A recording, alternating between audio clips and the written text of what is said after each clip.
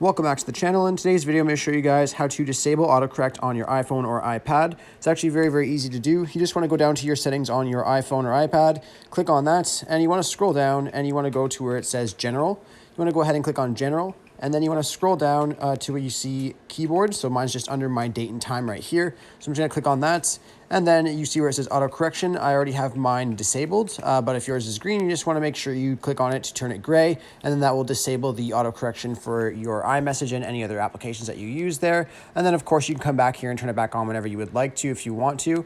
I really hope I was able to help you guys out by showing you guys where this setting is in your iPhone so you guys can change it. If this was helpful, be sure to leave a like on this video and subscribe for more. Thanks for watching.